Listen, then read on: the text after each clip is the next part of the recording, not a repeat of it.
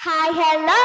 It's me, Amira! Pag napadal man ako sa wall ninyo, follow nyo ako ha! Sa sobrang kabisihan ko nga, hindi ko na matutukan itong pagbo-voice over ko. Paano naman kasi, madaming gawain sa school, tapos sira pa tong cellphone ko. Pwede nga. So, ayun na nga. Dahil sumapi nga itong kasipagan ko, kaya naman ginawan ko na ito ng voice over. So, for today's ganap nga, ay may pa-swimming palang magaganap. Kasama pala itong mga pinsan ko sa side ni Papa. Alam ninyo bang matagal na itong mga videos na to?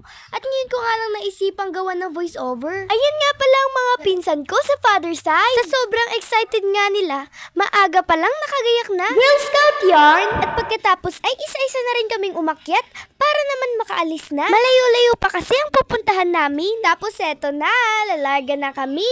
Kanya-kanya pala kaming mga pwesto dyan para lang magkasya kami. Tapos yung iba dyan, naka-standing position na lang. Alam niyo ba, habang bumabiyahe kami, takot na takot talaga ako. Paano naman kasi, para kaming sardinas na nagsisiksikan. Tapos, napapapikit na lang ako kapag may nadadaanan kaming lubak-lubak na daan. Fast forward tayo! At sa wakas, nakarating na rin kami. Dito pala kami nagpunta sa Calao Cave River na matatagpuan sa Peña Blanca, Cagayan. Correct me if I'm wrong. Sunod naman ay isa-isa na rin kami bumaba at tumawid ng ilog para naman makahanap na rin kami na mapagpwestuhan. Alam niyo bang isa itong magandang pasyalan dito sa Cagayan? Ito nga ang Calao Cave, pero sa river lang kami nagpunta.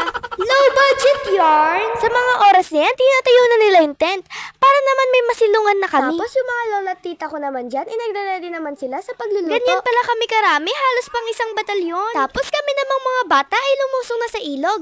Tapos picture-picture, para naman may remembrance kami bago kami umuwi ng Bulacan. Tapos marami pang magagandang pangyayari na hindi ko na nakuna ng video. Tapos naman ay may palaro sila tita sa amin para naman ma-enjoy namin yung araw na ito. Siyempre, hindi mawawala ang mga papremyo dyan.